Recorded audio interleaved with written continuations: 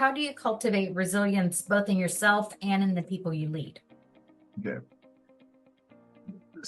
After reading what we say about resilience, someone might want to say, well, how can I cultivate that more in myself and the people around me? How do we cultivate resilience? Okay.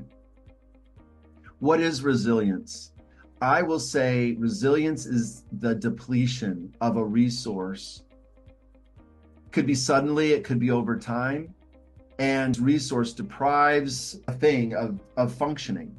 If with the lack of this resource deprives someone from functioning. So resilient swimmer would be someone who can hold their breath for a long time, be deprived of oxygen, and then how quickly when they do get oxygen can they return to normal.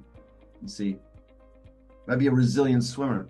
I had a piece of metal and I was bending it. Resilient would be how quickly can the metal return to its original form. So if I were bending a paper clip, it would just stay bent. But if I had the same width, but it was made out of titanium, it would return. I've done this. I was amazed by it. Like, titanium is much more resilient than aluminum or aluminum. How do they say it in the UK? Aluminium. Resilience in a person is when their resources have been depleted. And we'll take one, for example, time. When my time is absorbed completely, then I am running on fumes. I don't have enough time. I am no longer resilient. I'll get worn out. It won't take long for me running around without any time before I'll be cranky, irritable, make mistakes. Okay? And that's not my original form. I'm not tired and cranky and making mistakes. That's what happens when I'm depleted of a resource. Okay.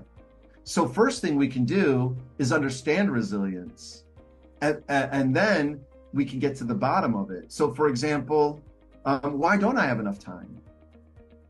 And likely it's because there are too many things competing for my time. I mean, that's why, the demands exceed my capacity. And that is the fundamental statement I want to make about resilience. When the demands exceed the capacity, you will experience the negative effects. So how do we make sure that either there's not too much demand or that there's enough capacity? And that's what we're talking about here. And so as an organization, let's look at how your organization is functioning. And if it's an unhealthy organization, meaning the processes aren't healthy or the relationship among the pieces aren't aligned, maybe departments aren't getting along, then you're going to have wear and tear. People are going to exceed their capacity. They're going to have to take on more work. They're going to have to, or they're just going to have to burn what they call burn the wick at both ends, right? And burnout will occur. And when burnout occurs, dysfunction is the result. So being mindful of resilience, first knowing what it is, first understanding how it functions within yourself individually. When are you running low on resources? What are the things that cause you to exceed your capacity? What are the demands that creep up on you, and where are they coming from? Here's a hint. All demands come from upstream. They don't come from downstream and come up to us. When I say our upstream, I mean, I'm thinking literally of like a river. There's things in your upstream, relationships. And if that relationship's in your upstream, then you're going to get what comes with it. And so if it's not in your upstream, it wouldn't be a demand. So I would say, look at your upstream and look for things in there that should no longer be there. Legacy things, maybe from the past, organizations you might have been involved in that you'd love to stay involved in, but you're in a new place now. You're a new person now. You have those old demands were not made with these emerging commitments that you have now. So re-looking at what's on your plate. Literally, I did this with high school students. I'd have them take a paper plate and divide it into sections based on this. Of the how many hours you have in a week, is it 7 times 24 is, what is that?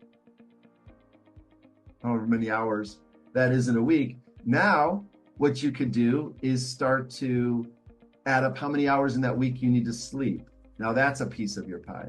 How many hours of the week do you need to be at work? And that's a slice of your pie. How many hours of your week are you doing this club or this activity? And if it's a once a month thing, divide it by 4, roughly, roughly 4 weeks a month. I know a little bit more, unless it's February, but roughly.